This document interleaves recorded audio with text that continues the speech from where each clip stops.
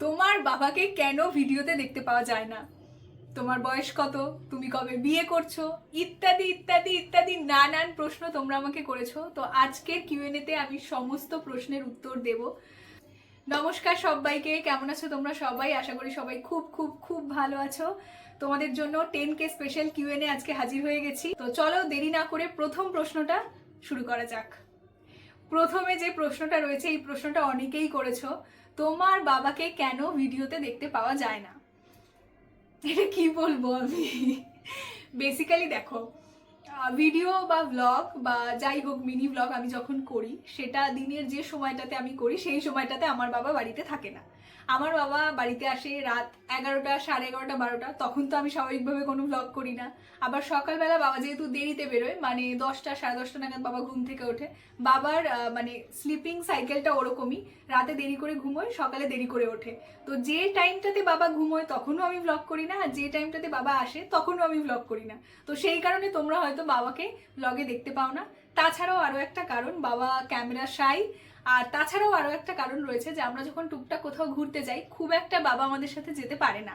তার কারণ আমাদের বিজনেস, আর বিজনেস বুঝতেই পারছো যে একটা মানুষের ওপর অনেকগুলো মানুষ ডিপেন্ডেন্ট থাকে, সেখানে সহজেই সেই কাজটা ছেড়ে একদম পুরোপুরি অন্য কারোর উপর রেসপন্সিবিলিটি দিয়ে যাওয়া যায় না। তো সেইটা আমাদের প্রথম প্রথম আমরা সবাই খুব কষ্ট পেতাম যে আমরা যাচ্ছি বাবা যেতে পারছে না। বাট এখন আমরা ইউজ টু হয়ে গেছি, কারণ আমরা জানি বাবা যেতে পারবে না। তো কিছু কিছু প্ল্যানে যখন আমরা কোথাও ঘুরতে যাচ্ছি, বাবা আমাদের সাথে যাচ্ছে, তখন ভিডিওতে তোমরা দেখতে পাও। বেশিরভাগ সময় তোমরা দেখতে পাও না, কারণ বাবা যায়ই না। তো আগে এরকম হতো যে বাবাকে আমরা প্ল্যানে ইনক্লুড করলে সেই প্ল্যানটা most of the time cancel হয়ে যেত, কারণ বাবা শেষ মুহূর্তে যেতে পারতো না। তো এখন ওই জন্য বাবাকে আমরা প্ল্যান থেকে বাদ দিয়ে দিয়ে আমরাই চারজনে মিলে ঘুরতে বেরিয়ে পড়ি। আশা করি তোমাদের প্রশ্নের উত্তরটা আমি দিতে পারলাম। তোমার বাবা কি করেন, আর তুমি কবে বিয়ে করছো, আর কি জব করো? আমার বাবা বিজনেস করে, আমি তো বলেই দিলাম আগের প্রশ্নটাতে। আর বিয়ে কবে করছি এরকম তো কোনো আপাতত প্ল্যান নেই। আই এম জাস্ট 24, মানে 24 বছরে কে বিয়ে করে? যাই হোক, আর নিজের অনেক স্বপ্ন আছে, সেই স্বপ্নগুলো আগে পূরণ করব, ব্যাস। মানে বিয়ের কোনো প্ল্যান নেই। কি জব করো? আসলে আমি জব তো ওরকমভাবে করি না, মানে 9 to 5 জব আমি করি না। আমি বাবার বিজনেসের সাথে কাজ করি, তাছাড়া আমি একটা ব্র্যান্ডের ফেস হিসেবে কাজ করি। তাছাড়া তো রয়েছে সোশ্যাল মিডিয়া, তাছাড়া ইনস্টাগ্রামেও তো আমি কাজ করি, ব্র্যান্ড প্রমোশন করি। তো এই হলো আমার কাজ। তোমাদের 3 বোনের ভালো নাম কি? আমার নাম তো পায়েল, তোমরা তো জানো। মেজো বোনের নাম পিঙ্কি, মানে আমরা ডাক নাম পিঙ্কি বলে ডাকি, বাট ভালো নাম হচ্ছে প্রিয়াঙ্কা। আর ছোট বোনের নাম প্রীতিশা। এবার ছোট বোনের নামটা নিয়ে আমি বলি। ছোট বোনের একটা ডাক নাম আছে, যেটা আমরা সবাই ওকে ওই নামে ডাকি, কিন্তু ওই নামটা আমি ভিডিওতে বলি না, কারণ ও চায় না যে আমি ওই নামটা বলি। আর ওই নামটা ছাড়া ওর যে ভালো নাম মানে প্রীতিশা, ওই নামটাতে আমরা বলতে খুব একটা বেশি অভ্যস্ত নই। ওই জন্য আমি ভিডিওতে দেখবে বেশিরভাগ সময় ছোট বোন বলি, কারণ ওর নিক নেমটা ছাড়া ভালো নামে আমরা ওকে কেউ ডাকি না।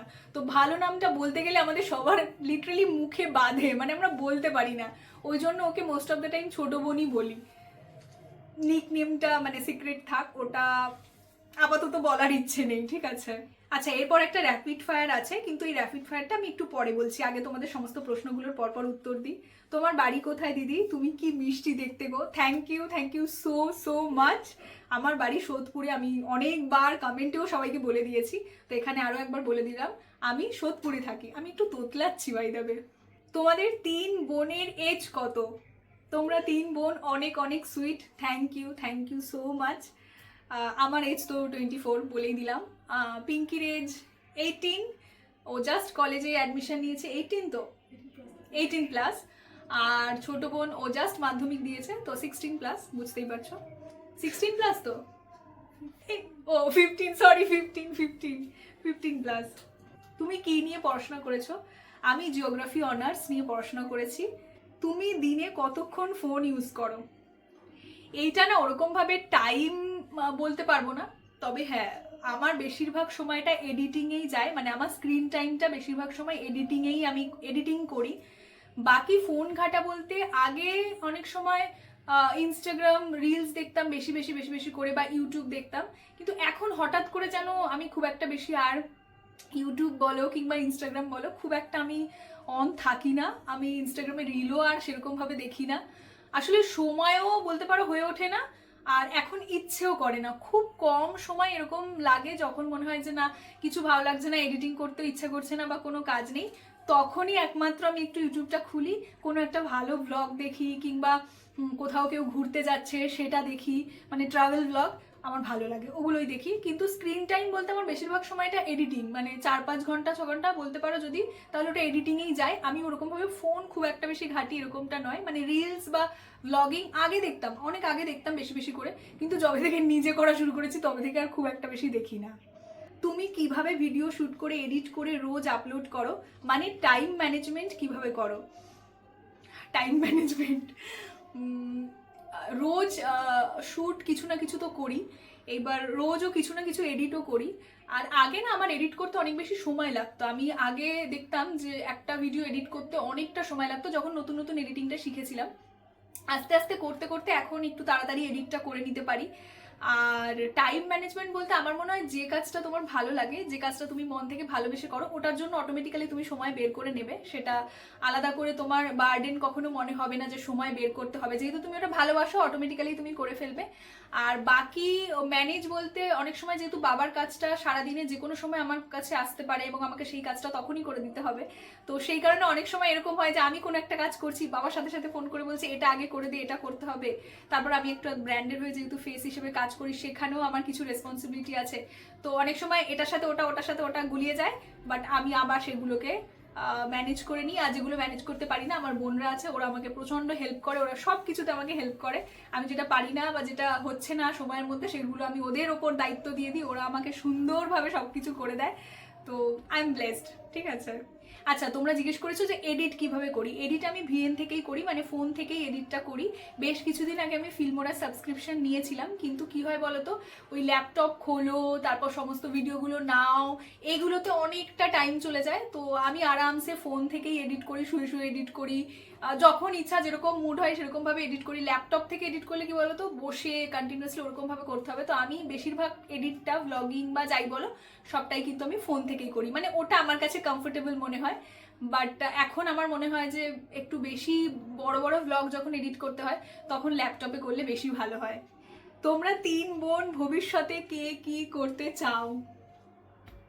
বলে ফেলো কে কি করতে চাও। দেখো, আমার মনে হয় ওরকম ভাবে ভবিষ্যতে কে কি, সবচেয়ে বড় কথা আমার এটা মনে হয় তুমি যেটা করতে চাও, জীবন ওরকম ভাবে হয় না যে তুমি যেটা করতে চাও সেটাই করতে পারবে। জীবন জীবনের মতো চলে, আমাদেরকে শুধু অ্যাকসেপ্ট করে এগোতে হয়, ঠিক আছে। ছোটবেলা থেকে আমরা ভাবি যে আমি এটা করব, তারপর অনেকটা বড় হয়ে যাওয়ার পর আমাদের মনে হয় যে না ওটাতে বোধহয় আমি ঠিক পারবো না, আমি এটা করব। তো আমাদের ওরকম ভাবেই সবটা হয়, মানে আমরা যেটা প্ল্যান করি, মানে তুমি ভেবে দেখো না, কালকে তুমি কিছু একটা প্ল্যান করছো, কালকে সারাদিনটা তোমার প্ল্যান মোতাবেক কিন্তু যায় না। তো আমার মনে হয় জীবনটাকে ওরকম ভাবে প্ল্যান করার কোনো দরকার নেই। যেটা ভালো লাগছে, হ্যাঁ একটা তো কনস্ট্রাকটিভ কিছু ভেবে রাখা উচিত যে কি তুমি করতে চাও বা তোমার কোনটা প্যাশন, সেগুলো ভাবা উচিত। কিন্তু কোনো ওরকম কোনো ছকে বাঁধা জীবন আমার মনে হয় যে এটাই ছোট থেকে ভেবে এসেছি, মানে এটাই করতে হবে আর অন্য কোনো কিছু এক্সপ্লোর করব না। কারণ এখন আগের মতো নেই যে শুধুমাত্র ডক্টর, ইঞ্জিনিয়ার, টিচার, এখন অনেক কিছু চলে এসেছে, অনেক কিছুতে এক্সপ্লোর করার মতো জিনিসপত্র আছে যেটাতে মানুষ সেটাকে প্রফেশন হিসেবে নিতে পারে। তো সেগুলো এক্সপ্লোর করা উচিত, একমাত্র ওই কোনো কিছুতে নিজেকে আটকে রাখা উচিত নয়, এটা আমার মনে হয়। ছকে বাঁধা কিছু ভাবাটা ঠিক নয়। তো আমি আমার বোনদেরকে সেটাই বলি।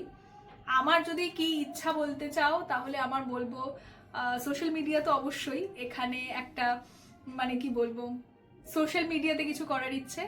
আর বোনদের যদি বলি, আমার মেজো বোন মানে পিঙ্কি, ওর ইচ্ছে, ও যেহেতু হাতের কাজ খুব ভালোবাসে, স্টিচিং, ব্লাউজ মেকিং বা সালোয়ার মেকিং, ও এই ধরনের হাতের কাজ খুব পছন্দ করে, তো ওর ইচ্ছা ও এইগুলো নিয়ে কিছু একটা করবে।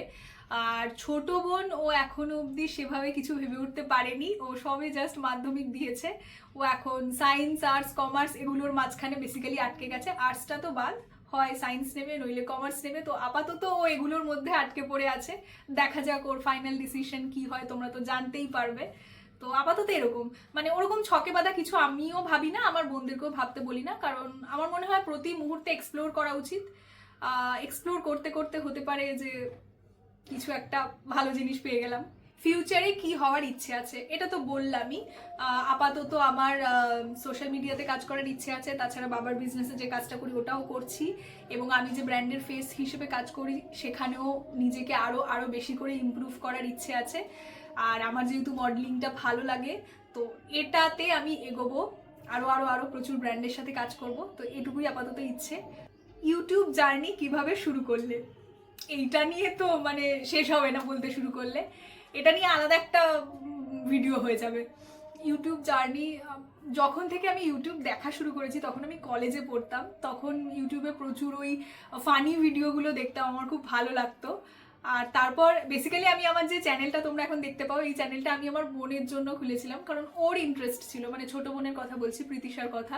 ওর ইন্টারেস্ট ছিল ইউটিউবে কিছু করার, ওর জন্য আমি এই চ্যানেলটা খুলেছিলাম। ও মানে বেসিক্যালি ইচ্ছে ছিল, কিন্তু কি করবে এরকম কোনো কিছু ভাবনা চিন্তা ছিল না। তো আমার মনে হচ্ছিল ঠিক আছে চল তোকে একটা চ্যানেল খুলে দিই, তারপর তুই যা খুশি করিস, যা খুশি মানে ওর যেটা ভালো লাগে। তো ওর জন্যই খুলেছিলাম। তারপর আমার নিজের মনে হলো যে একটু করি, আমার ভালো লাগছে, আমি যেহেতু এই ধরনের ভিডিওগুলো দেখি তো আমিও একটু করি, আমারও নিজের একটা চ্যানেল হবে, সেখানে অনেকগুলো মানুষ থাকবে, তারা সুন্দর সুন্দর কমেন্ট করবে, ভালো লাগবে। তো এরকমভাবেই ইচ্ছে, আর আলাদা করে যে খুব বিশাল কিছু ভেবে শুরু করেছি এরকম একদমই নয়, ঠিক আছে। মানে আমি যেহেতু এরকম ব্লগিং বিষয়টা ভালো লাগে, আর ব্লগিং বিষয়টা কেন ভালো লাগে সেটা একটু ছোট্ট করে বলি, কারণ এটা নিয়ে বলতে গেলে তো পুরো ভিডিওটা অনেক লম্বা হয়ে যাবে হয়তো। আমি ছোট থেকে ভীষণ গল্প শুনে বড় হয়েছি, মানে আমার দাদুর কাছে আমি রোজ রাতে গল্প শুনতাম, কিছু না কিছু, হয়তো একই গল্প আমাকে বারবার শোনাচ্ছে, বাট ওই গল্পগুলো আমি শুনেই বড় হয়েছি, কারণ আমার গল্প ছাড়া ঘুম আসতো না। তো দাদু যখন গল্প আমাকে শোনাতো তখন এত সুন্দরভাবে ওই স্টোরি টেলিংটা করতো না, যে ইন্টারেস্টটা প্রথম থেকে শেষ অবধি বজায় থাকতো। তো ওইখান থেকে যে কিভাবে একটা স্টোরিকে বলতে হয়, ওইটা থেকেই আমার বলতে পারো স্টোরি টেলিংটা ওই দাদুর থেকেই শেখা। এখন তোমরা অনেকেই প্রশংসা করো যে তুমি সুন্দর করে কথা বলো, গুছিয়ে কথা বলো, আমি কিন্তু ওখান থেকেই আমার ইন্টারেস্টটা, যে আমিও একটা মানুষকে গল্প বলবো, সেই গল্পটা আমার একটা দিনের গল্প হতে পারে, একটা 2-3 ঘন্টা কোথাও ঘুরতে যাচ্ছি সেখানকার একটা মেমোরিটা আমি শেয়ার করছি তোমাদের সাথে, সেই গল্প হতে পারে, মানে যে কোনো ধরনের গল্প হতে পারে, কিন্তু সেটাকে খুব সুন্দরভাবে প্রথম থেকে শেষ অবধি কিছু মানুষের সামনে আমি বলবো। তো ওখান থেকেই আমার এই ব্লগিং বা বিষয়টা ভালো লাগা শুরু হয়েছে। ছোট থেকে যেহেতু গল্প শুনে বড় হয়েছি, এখন আমি তোমাদেরকে গল্প শোনাতে পছন্দ করি। আমার কথা বলতে ভালো লাগে, তো সেই কথা বলতে ভালো লাগাটাই সেখান থেকেই ব্লগিংটা শুরু, যে না এটা একটা প্ল্যাটফর্ম যেখানে আমি কথা বলতে পারবো, আমার নিজের মনের কথাগুলো বলতে পারবো, গল্পের ছলে আমার রোজগারের কিছু ভালো মুহূর্তগুলোকে শেয়ার করতে পারবো। সত্যি আমি এটা শুনে তো আমি খুব খুশি হই যে আমাকে দেখে তোমরা পজিটিভিটি পাও। আমি যে 24 ঘন্টা পজিটিভ থাকি এমনটাও নয়, কিন্তু আমার একটা দিনের ছোট্ট একটা গল্প শুনে তোমরা যখন পজিটিভিটি পাও সেটা আমার শুনে খুব ভালো লাগে। পরের প্রশ্নটা হচ্ছে ইউটিউব অ্যান্ড মডেলিং কেরিয়ারের সাথে যুক্ত হওয়ার গল্পটা শেয়ার করো। ইউটিউবটা তো আমি বললাম যে কিভাবে আমার ইউটিউবে আসা এবং ব্লগিংটা কেন ভালো লাগা সেটা তো তোমাদেরকে বললাম। মডেলিংটা নিয়ে বলতে গেলে তোমরা তো হেসেই পাগল হয়ে যাবে। আমি না মানে কখনোই ছবি টবি তুলতাম না। আমার কলেজ লাইফে একটা ভালো ফোন ছিল, যেই ফোনটা দিয়ে আমি এতদিন ভিডিও বানাতাম, এখন রিসেন্ট ফোনটা চেঞ্জ করেছি। তো ওই ফোনটা যথেষ্ট ভালো ফোন, মানে সেই সময়ের তুলনায় অনেক অনেক ভালো ফোন, ঠিক আছে। আমার কলেজ লাইফে ওই ফোনটা কিনেছিলাম, আর ওই ফোনটাতে খুব ভালো ছবি আসতো। আমার বাকি যারা বন্ধু বান্ধবরা তারা প্রচুর প্রচুর আমার ফোন থেকে ছবি তুলতো, আর আমাকে বলতো তোর ফোন তুই কেন ছবি তুলিস না। মানে আমার ফোন যদি গ্যালারি খোলা যায় তখন কোনো ছবি থাকতো না, কারণ আমি ছবি তুলতে একদমই পছন্দ করতাম না। ছোটবেলা থেকে শুধুমাত্র ওই পাসপোর্ট সাইজের ছবি তুলতে গেলে, বা আমার মনে আছে একবার ওই ফ্যামিলি ফটো তুলতে গিয়ে সবার সাথে বাবা মা বোনরা মিলে ওই ফ্যামিলি ফটো তুলতে গিয়ে একবার স্টুডিওতে গেছি, একবার না 2-1বার গেছি পুজোর সময় বা কোনো অকেশনে। আর বাকি ওই পাসপোর্ট সাইজের স্কুলে যখন ছবি তুলতে বলতো, ছবি চাইতো, তখন ওই স্টুডিওতে যাওয়া। তো ওই 1-2বার স্টুডিওতে গিয়ে ছবি তুলতে চাও, বাকি আমি কখনো ছবি তুলতে পছন্দ করতাম না। অনেকেই হয় না যে ছোট থেকে ছবি তুলতে খুব পছন্দ করে, আমি একদমই না। আমি ক্যামেরা শাই, আমার ক্যামেরার সামনে ভালো লাগতো না। আমি ছোট থেকে এই কনসেপ্টেই বড় হয়েছি যে আমাকে দেখতে ভালো লাগে না, মানে আমার নিজেকে খুব একটা বেশি অ্যাকসেপ্টেন্স ছিল না যে আমি সুন্দর। দেখো সৌন্দর্যের তো কোনো ডেফিনেশন হয় না, সবাই সবার মতো করে সুন্দর, কিন্তু আমি নিজেকে ওভাবে অ্যাকসেপ্ট করতে পারতাম না যে আমার মনে তো আমি সুন্দর নই, ওই কনফিডেন্সটা আমি পেতাম না। তো সেই কারণে আমার ক্যামেরার সামনে যেতে একদমই ভালো লাগতো না, আমি কোনো ছবিও তুলতাম না। তো সেখান থেকে দাঁড়িয়ে এখন আমি এত এত এত এত ছবি তুলি, এত এত ক্যামেরা ফেস করি। হ্যাঁ, বিষয়টা একটু অন্যরকম, বাট ভালো লাগে আমার। আমি যখন মনের মধ্যে একটা সুপ্ত হয় না, যে ইচ্ছে থাকে যে না তোমার এই বিষয়টা ভালো লাগে কিন্তু তুমি কখনো প্রকাশ করতে পারো না, তো আমার ক্ষেত্রে ওরকমই ছিল। আমি যেহেতু কনফিডেন্ট ছিলাম না, তাই আমি ক্যামেরার সামনে আসতে চাইতাম না।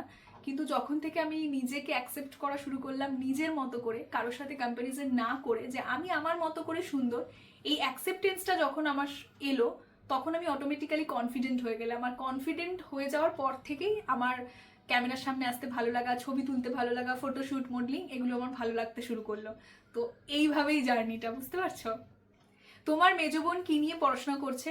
ও হিস্ট্রিতে অনার্স করছে সিস্টার নিবেদিতা কলেজ থেকে। দিদি তোমার বয়স কত? এই রে, আগেই তো বলে দিলাম 24। তোমার মন খারাপ হলে তুমি কি করে ঠিক করো? তোমার ফেভারিট খাবার কি? তোমার ফোনটা কি মডেলের? এটা অনেকেই জিজ্ঞেস করো। যাই হোক, মন খারাপ হলে কি করি আমি? মন খারাপ হলে কি করি? মন খারাপ হলে কাঁদি। মন খারাপ হলে কাঁদি, মানে সিম্পলি মন খারাপ হচ্ছে তুমি কাঁদো, জাস্ট কেঁদে তোমার ইমোশনটাকে প্রকাশ করো, দেখবে হালকা লাগবে। কখনো দেখবে কাঁদতেও ইচ্ছা না করলে তাও জোর করে কাঁদো, কাঁদলেই দেখবে মন ঠিক হয়ে যায়।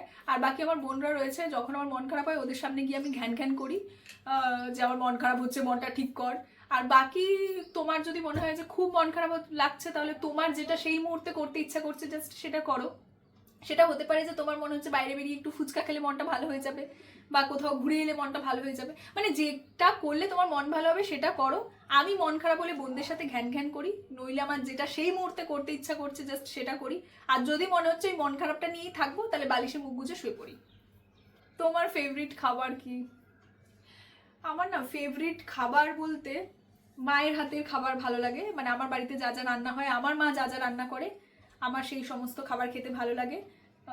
বাড়ির খাবার হচ্ছে আমার ফেভারিট খাবার। বাইরের খাবার হ্যাঁ অবশ্যই খাই, কিন্তু ফেভারিট বলতে গেলে ওই সব শেষে ওই বাড়িতে ভাত ডালেই আমার আনন্দ রয়েছে। আমি ওরকমই মানুষ, আমি ওই বাড়ির খাবার পছন্দ করি, ভাত ডাল মাছের ঝোল, মানে মায়ের হাতের খাবার বেসিক্যালি। তোমার ফোনটা কি মডেলের? আমার ফোনটা S24। তুমি কি কি সাবজেক্ট নিয়ে ক্লাস 12-এ পড়াশোনা করেছো? আচ্ছা, আমার জিওগ্রাফি ছিল, ইকোনমিক্স ছিল, কম্পিউটার অ্যাপ্লিকেশন ছিল, আর নিউট্রিশন ছিল, আর বাকি বাংলা ইংলিশ তো কম্পালসারি। তুমি কিভাবে ব্র্যান্ড প্রমোশন শ্যুট করো? ফোন থেকেই শ্যুট করি, আর বাকি বোন আমাকে শ্যুট করে দেয়। আর যেদিন যেদিন বোন থাকে না, সেদিন সেদিন আমি ওই রাহুল, আদিত্য, ওদের সাথে শ্যুট করি। অধিরাজ রয়েছে, ওদেরকে ডেকে নিই, ওরা আমাকে হেল্প করে দেয়। ওদের সাথে আমার ইনস্টাগ্রামের থ্রুতেই আলাপ, তো সেভাবে কাজ করি। তোমার কটা বোন আছে? 3 বোন, আমরা অবশ্যই এতবার বলে গেছি। তুমি কিভাবে 10K সেলিব্রেশন করলে সেটা আমাদের সাথে শেয়ার করো। হ্যাঁ, আমি করিনি সেলিব্রেশন 10K, আমি করব এখন। আমি কেক কাটবো এই কিউএনএটা শুট করে নিয়ে, আমি কেক এনে রেখেছি। আমি বলেইছি তোমাদেরকে যে আমি তোমাদের সাথে 10K সেলিব্রেট করব। Take my name Anushka. Thank you Anushka এত সুন্দর একটা কমেন্ট করার জন্য। এখানে যেহেতু বোন নামটা লিখে রেখেছিল, আমি সেজন্য বলে দিলাম। বাকি সবার নাম তোমরা কিন্তু আবার জেলাসি ফিল করো না, ঠিক আছে? আমি সবার নাম স্ক্রিনে মেনশন করে দেবো, যে যে প্রশ্নটা তোমরা করেছো। What is your name? Payel. India or London? যেখানে থাকি ওটাই ইন্ডিয়া। হোয়াট ইজ ইউর হবি?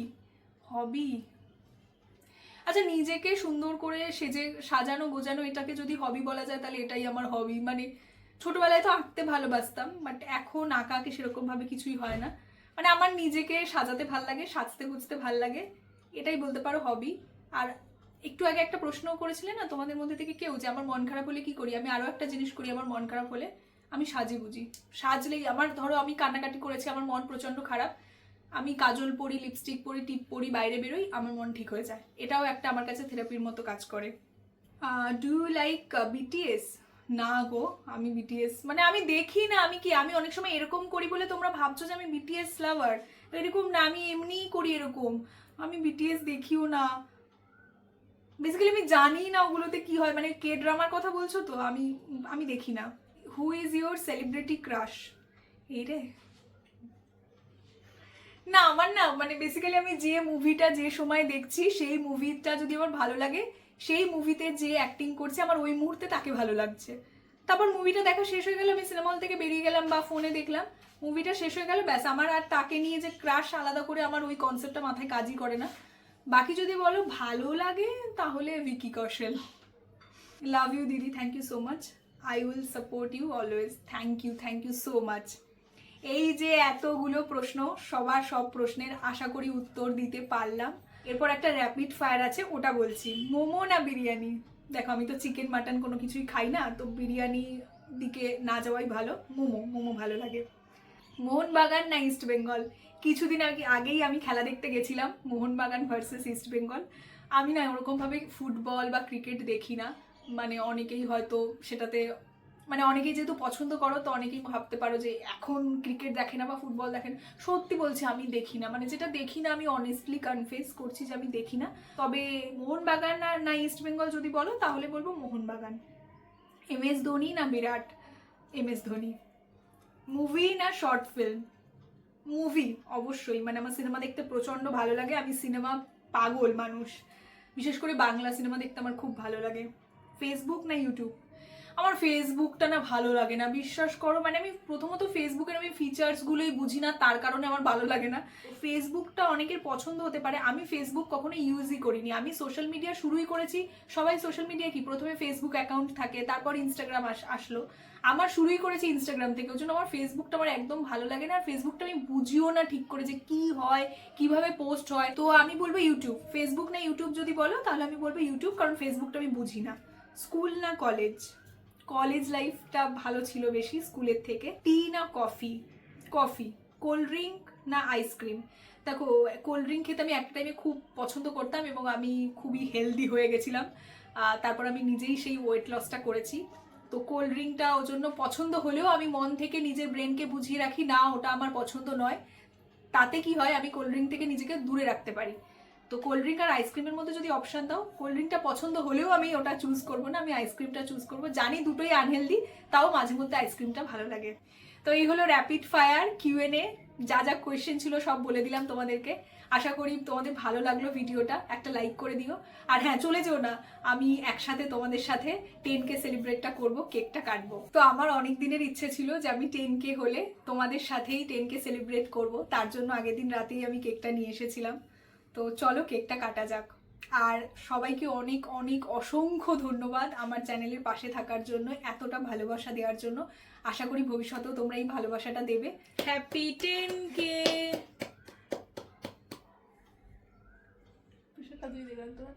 একটু হাতে তালি দে, কিছু তো বল। Happy 10K। আগে এটা তোমাদের সবার জন্য, এটা তোমাদের জন্য সম্ভব হয়েছে, তোমরা ভালোবাসা না দিলে এটা হতোই না, সিরিয়াসলি বলছি হতো না, ঠিক আছে? আগে এটা তোমাদের জন্য, আর তারপর আমার বোনদের জন্য, কারণ ওদের সাপোর্ট ছাড়া এটা কখনোই সম্ভব হতো না। তো চলো আজকের ভিডিওটা এখানেই শেষ করছি। তোমরা সবাই খুব ভালো থেকো, সুস্থ থেকো, সবাইকে ভালো রেখো। দেখা হবে কোনো একটা ভালো ভিডিওতে। বাই।